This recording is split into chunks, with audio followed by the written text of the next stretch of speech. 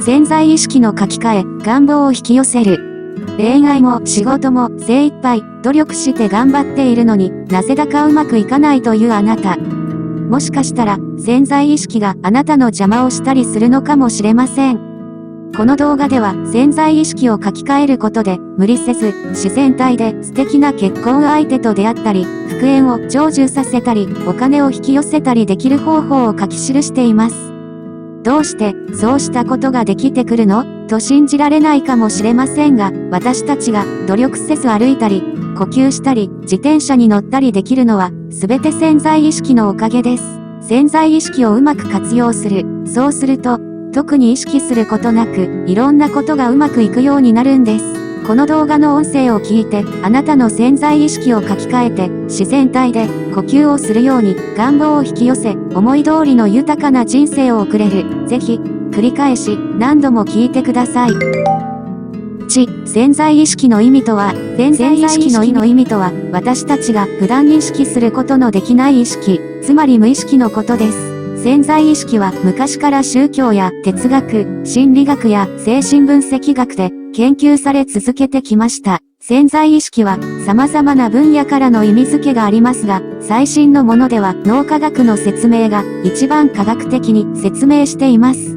脳は私たちが眠っている間も絶えず活動しているのです。意識はなくても夢を見させたり、地震などで体が何らかの異変を感じると、パッと目を覚ますことができます。なぜそのようなことができるかというと、眠ってる間も潜在意識が記憶を司っていて、視覚や聴覚などの感覚を刺激して夢を見させたり、過去の記憶から生命の危険を察知して脳に命令し、危険を回避しようとするためです。さらに、私たちは日頃、無意識にしたりするルーティンワークがたくさんが挙げられます。歩く、食べる、家具、自転車に乗るなどは複雑な手順を踏む一連の動作ですが、いちいち考えないとしても、機械的に努力なしに行うことができます。努力なしに機械的に行えるのは、潜在意識の中に入っている記憶のなせる技。これを手続き記憶と言います。生まれてから連続して行う動作が、体験した多くの記憶が全て潜在意識に刻み込まれていて、随時必要な情報を引き出して使っています。さらに人間は潜在意識で情報をより分けて生活しています。人間は目や耳、鼻から入ってくる情報、食感や味覚など毎日膨大な情報を浴びて生きていますが、すべての情報を取り込むことは不可能です。例えば、あなたが満員電車に押し込まれた時、同じ車両にいるすべての人の顔と服装や身体特徴を覚えることはとてもではないですが、無理です。通常、脳は重要だと思う情報しか認識しようとはしていません。満員電車で重要な情報は、自身の立ち位置や周辺3人から4人の情報、降車する駅くらいだと思います。他のことは必要がない情報だからです。その代わり表面意識、潜在意識で意識した重要な情報は忘れないように努力します。取引先の人の顔や名前、今日の夕食に必要な材料を買い物すること、見たいテレビ番組の時間などはきちんと覚えているのです。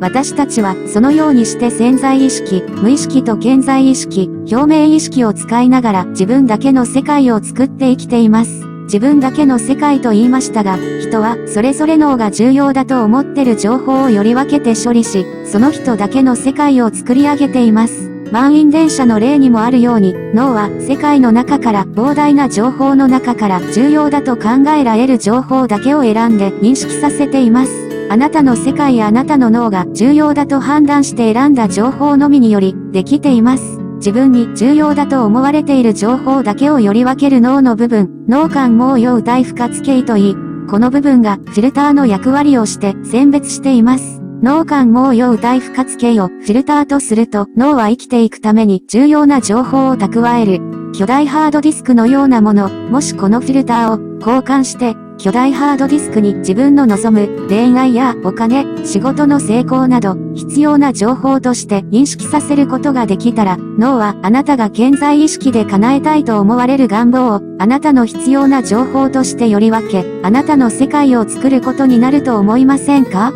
私たちなりに考えずに、歩いたり呼吸したりするように特に努力することもなく自分の願望を叶えた世界を作ることができ、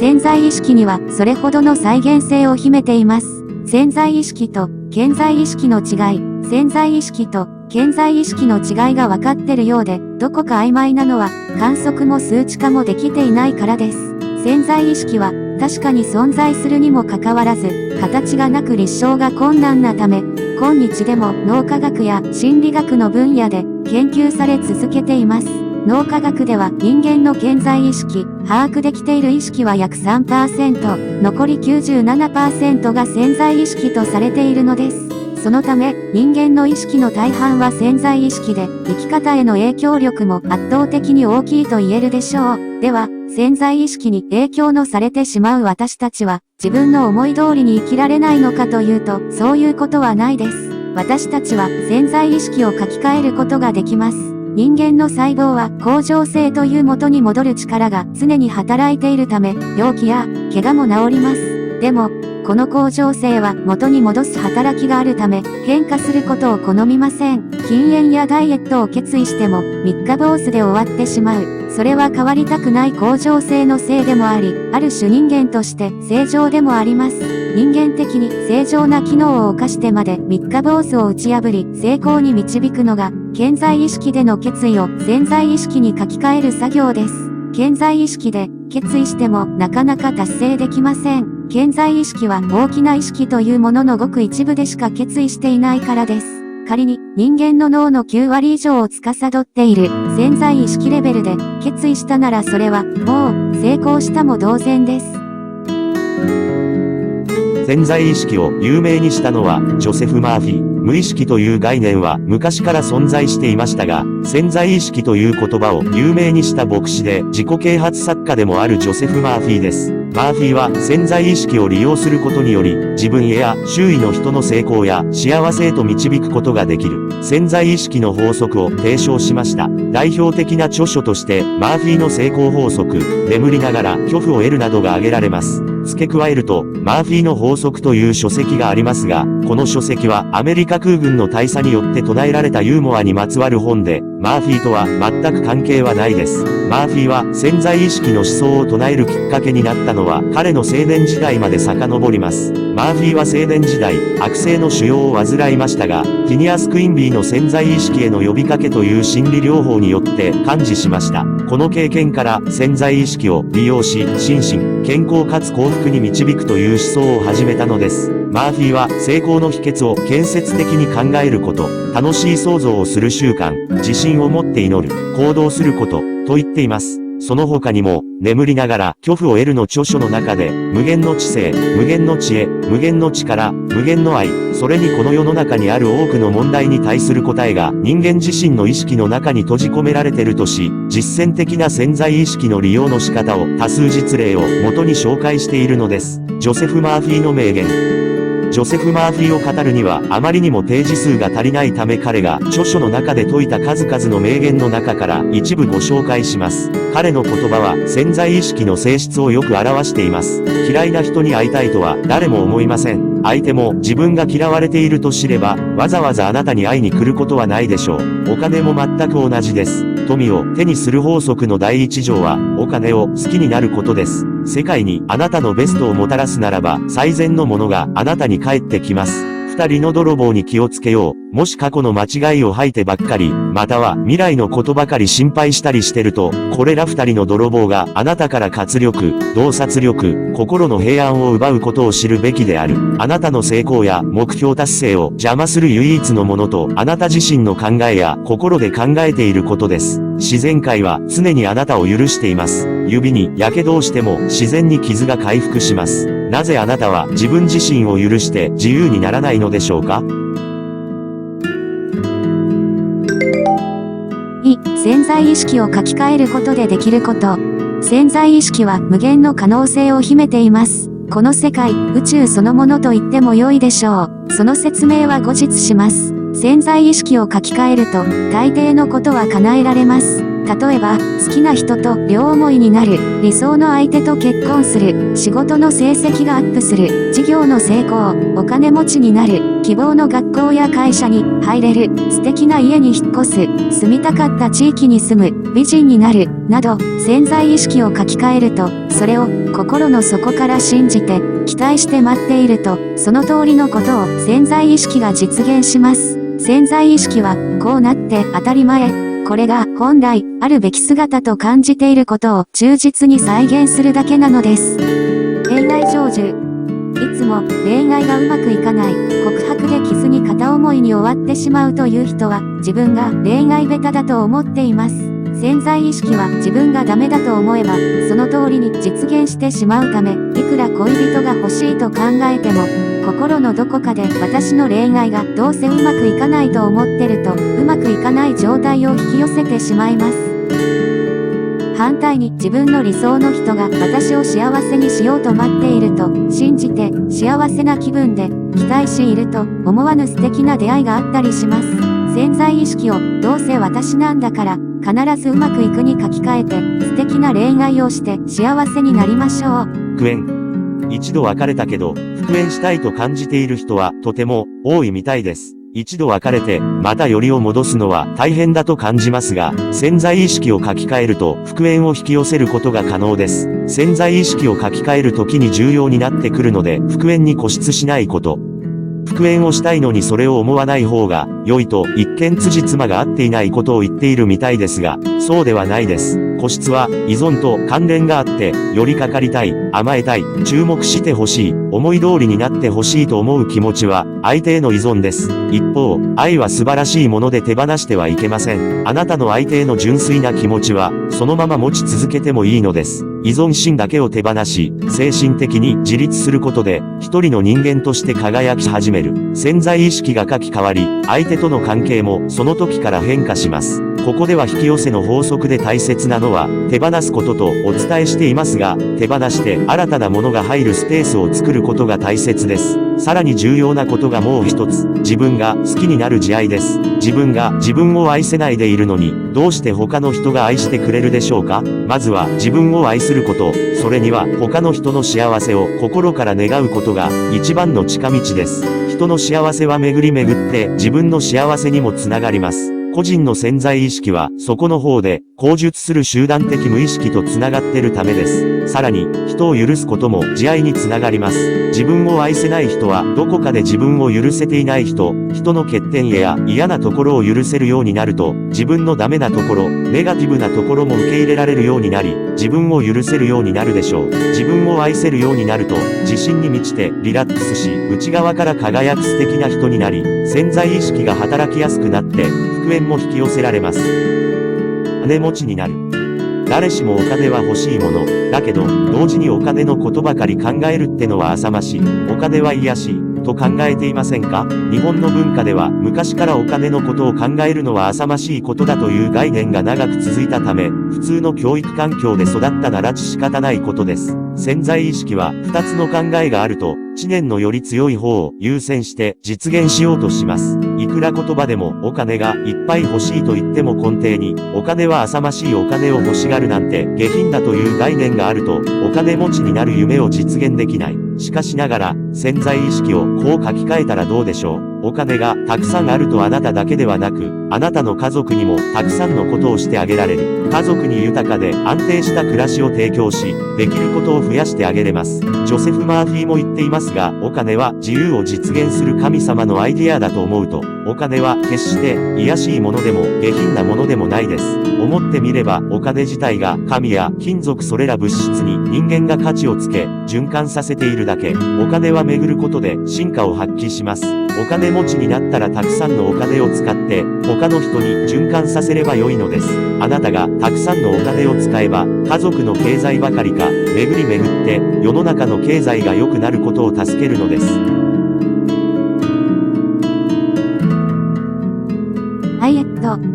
何度ダイエットしても成功しないという人は多いものです。体重が一定のところで止まってしまい、それ以上体重が落ちない。成功してもすぐリバウンドするなど思い当たるのでは？理由は様々だと思いますが、ダイエットが成功しないのは自分自身がダイエットの成功を本当は心から欲していない場合、または本当は痩せたくない理由が心の奥底にある場合です。そんなことないという声も聞こえてきそうなんですけど、ダイエットが成功しない人は痩せないこと、ダイエットに成功しないことで何かメリットがあるのでは？例えば、友達よりも痩せて綺麗になると妬まれるので、わざと踊ることで友達から安心してもらえる。ダイエットをするとますます食べ物への執着心が湧き、食べる楽しみが倍増する。ダイエットをストレスのはけ口にしてるなど、それこそダイエットしようとする人は大方食べることが好きだからこそ努力してダイエットをするのです。しかし潜在意識を味方につけてしまえば努力せずダイエットに成功します。潜在意識を太ってる私から痩せている私へ書き換えてしまえば良いのです。すると食べ物の好みも変わり、栄養バランスの取れた食事が好きになり、間食がいらなくなり、健康的に理想の体型にどんどん近づいていく。さらに毎日運動したくなったりして、楽しみながら生活して努力なしで痩せられます。もちろんリバウンドともさよならです。美人な顔になる。まさか潜在意識の書き換えで顔まで美人になれるの？と思いますよね。パーツを変えることはできませんが、顔つきや雰囲気を変えることは可能です。自分の容姿に 100% 自信のある人はそうそういないと思います。もう少し顔が美人だったらどんな風に人生が変わっていたんだろう。誰しも一度はそんなことを思われたことはあるはず。そうした時の気持ちをちょっと思い出してみてほしいのですが、考えているのは自信のなさや諦め、不満などネガティブな感情ではありませんか？潜在意識は良し悪しの判断はしないので、考えたことを、それをそのまま実現してしまいます。ネガティブな感情があれば、それを実現してしまうため、自分の顔を鏡で見て不満を感じれば、それをそのまま強化してしまうんです。逆に憧れのなりたい顔のタレントを見て素敵だなぁと感じていると、潜在意識は自分の顔を憧れのなりたい顔に近づけようとしてくれるんです。不足や欠点を見るのではなく、嬉しい、楽しいことを見るようにしましょう。憧れのタレントを見て、いいなぁ、どうせ自分はああにはなれないけど、と羨んだり、ひがんだりする気持ちは不要です。のです。3、潜在意識が書き換えられる脳のメカニズム。潜在意識が書き換えられる脳のメカニズムを説明することは、まず潜在意識の特徴をよく知る必要があるのです。潜在意識の持つ向上性を活用するため、人間の脳は生命を維持するために現状を維持しようとする向上性という機能を持っているのです。向上性のおかげで怪我をして血が出ても自然治癒力が働いて出血が止まり体液が出てきて消毒をしかさぶたができて体内に雑菌が入らないようにガードしかさぶたの内側で傷が治ります。向上性は現状を維持するため変化しようとすれば元に戻そうとします。そのため潜在意識は昔からの思い込みや知念があればそれをスタンダードとし保持しようとします。例えば、過去の思いにとらわれて過去のことばかり思っていれば過去への思いがスタンダードになり、いくら潜在意識で願望を願っても実現しない、恨みや恐れ、思い出などを引きずっている場合、それがスタンダードとみなされます。さらに、潜在意識は相反する思念が2つあると、綱引きのようになり、願望が実現しなくなる。例えば起業して成功したいという願望を持つ人がいたとしましょう。願望を叶えるため、毎日、願望を潜在意識にすり込みます。願望がだんだん潜在意識にすり込まれて書き換わり、潜在意識が願望をこれが現実だと錯覚したとき、まだ起業してない現状があると脳の向上性が働いて、起業が成功してる現実にさせようとします。これが願望実現、願望引き寄せのメカニズムです。しかしながら、願望が実現しない場合は何かしらの迷いがあったり、不安があったりで、まだ本当に心の底から望んでいないということです。起業するということは自分で自由にできるメリットと社会的リスク、責任を負わないといけないというデメリットが挙げられます。成功したいという願望と社会的責任を負うのは嫌だという気持ちが共存したりする場合、未来への願望を叶えたい気持ちもあるが、リスクは負いたくないという相反する思念が共存したりするため、潜在意識は綱引き状態になってしまうのです。願望を本当に引き寄せるためには、自分自身にきちんと向き合い、本当に自分が望んだりしてるのはどういうな状態かを知ることが必要です。潜在意識の書き換えには反復が必要。あなたは字を書いたり、自転車に乗ったりするとき、体の動きを意識せず無意識にしていますよね。それは幼少期から幾度も繰り返しているからできることなのです。よく体に染みついてると言いますが、意識をしないとしても作業的に体のパーツを動かせるくらい脳がパターン化して了解しているからです。潜在意識を書き換えるにはこのパターン化、機械化が必要です。それには毎日継続することやたくさん思うことが必要です。習慣化することで脳がある意味、本当ことだと錯覚するようになるんです。脳が錯覚、書き換えを終了するまでの期間がおおよそ1ヶ月とされます。1ヶ月間、なんとか頑張って反復をするならば脳が書き換えることができます。潜在意識が集団的無意識とシンクロする。スピリチュアルの世界では、個人の潜在意識、無意識は集団的無意識という一つの共通の無意識に繋がっているとされます。集団的無意識とは人類だけに限らず、地球誕生から現在までの様々な歴史などの知恵などの記憶のことで、無限の宇宙図書館、アカシックレコードにも例えられます。そのため潜在意識は無限の記憶と繋がっていますので、脳が必要だと思えば、必要な情報や物事が必然的に無限の宇宙から引き出される、引き寄せられるためです。潜在意識の書き換えは反復と集団的無意識により行われますが、この二つのことが起こると潜在意識は願望を実現させようとし、あなたの脳は潜在意識によって行動せざるを得なくなる状況になるんです。その自然の流れ、込み上げてくる欲求に素直に応じて行動すれば願望が叶うというメカニズムです。本潜在意識を書き換える7つの方法。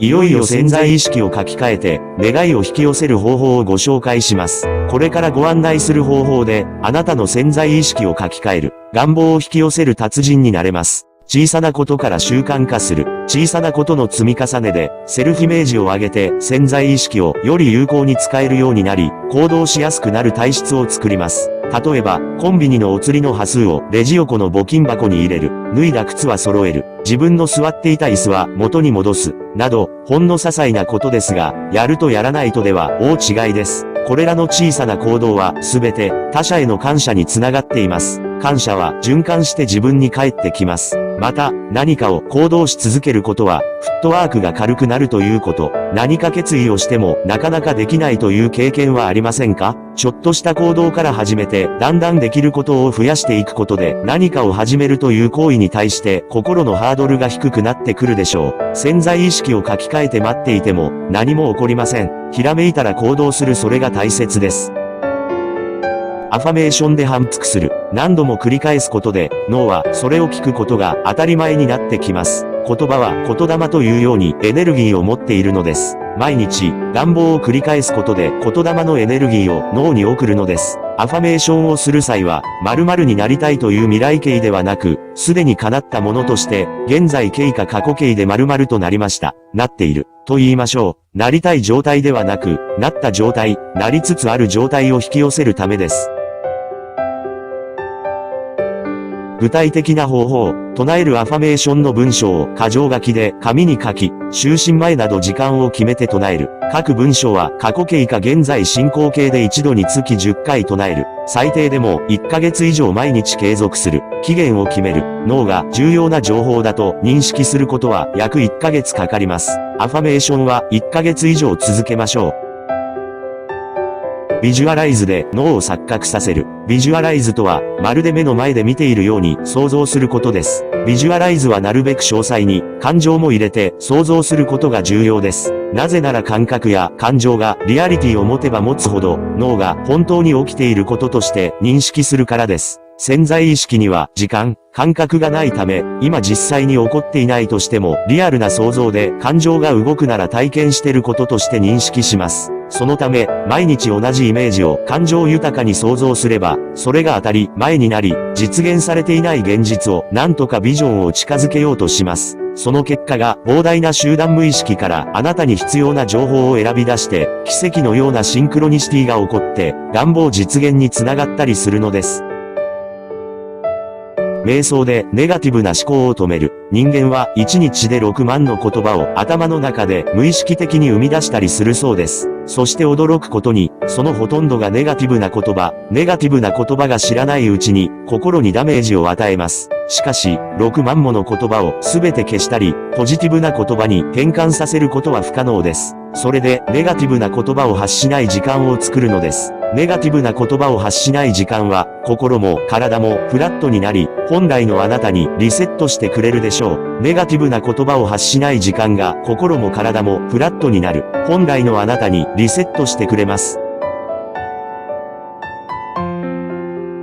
瞑想の方法、静かで一人になれる場所に行き、リラックスできる椅子に座るか、寝転んで目を閉じる。お腹と肺の息をゆっくり口から出し切る。3秒間そのまま息を止める。3秒かけて鼻からゆっくり息を吸う。お腹に息を入れるイメージ。3秒そのまま息を止める。3秒かけてゆっくり口から息を吐く。5分から20分繰り返す。コツは息を吸ったり吐いたりするとき、呼吸や周りの空気に集中すること。いろいろな考えが頭をよぎってもいろんな言葉が浮かんできているなと俯瞰して捨て置き、呼吸に集中します。毎日行うことで心身が整うとともにオーラも整って潜在意識を書き換えやすくなります。ちなみに成功者と呼ばれる著名人は瞑想を日課にしている人が多数います。イチロー、マドンナ、長嶋茂雄、松下幸之助、スティーブ・ジョブズなどが有名です。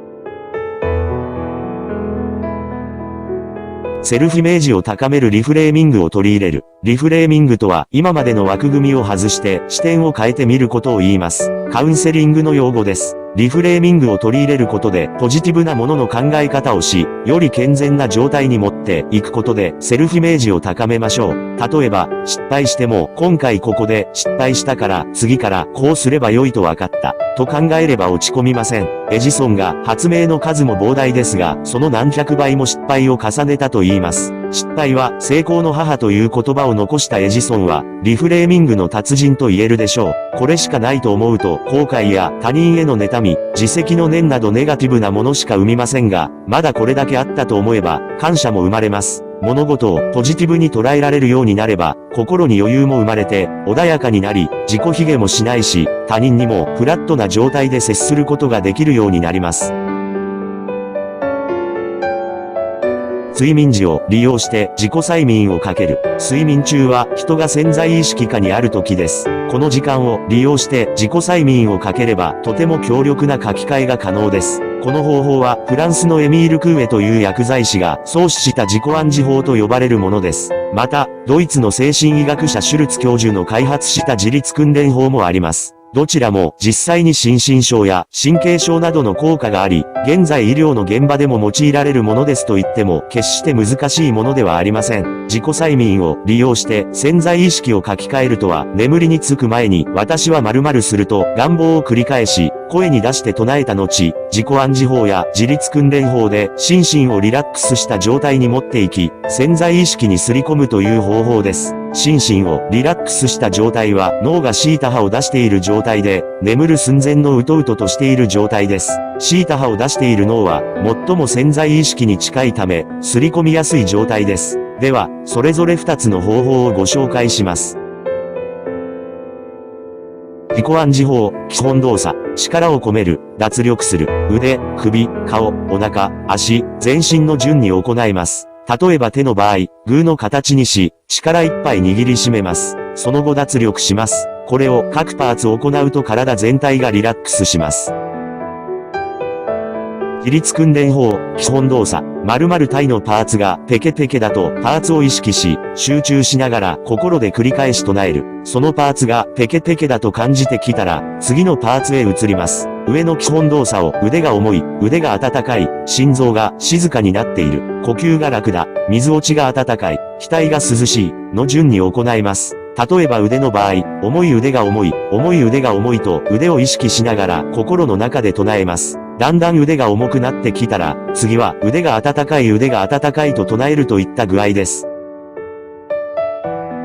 直感に従い素直に行動する。直感は潜在意識からのサインです。何か直感が来たら、直ちに行動しましょう。直感が通常何か危険を察知した時や、物事を変化させる時にしか感じません。例えば、自分の意図に反したことでも直感に従うことで、後から自分の願い通りになります。ここで言う、直感とはひらめきとは少し異なります。ひらめきとはアイデアがひらめいたなど思いつきを言いますが、直感は虫の知らせや危険回避、人生の変革の時によく起こります。直感は声として聞こえたり、何度も同じ言葉を耳にしたり、なぜか同じことが何度も心に浮かんだりといった形でやってきます。ある青年が海外への旅行の予定があった時、その飛行機に乗ってはいけないという直感がずっとあり、不思議に思いながらも、その飛行機をキャンセルしたおかげで、飛行機事故を免れた実例があります。その他にも、この人に会いなさいという直感によって、初対面にも関わらず尋ねた結果その人の弟子になって大成したという実例など、数多くあります。潜在意識が書き換わるとき、私たちには思いもよらない方法で実現されます。そのため、自分の意図を挟まず直感が来たらそれに従い、行動しましょう。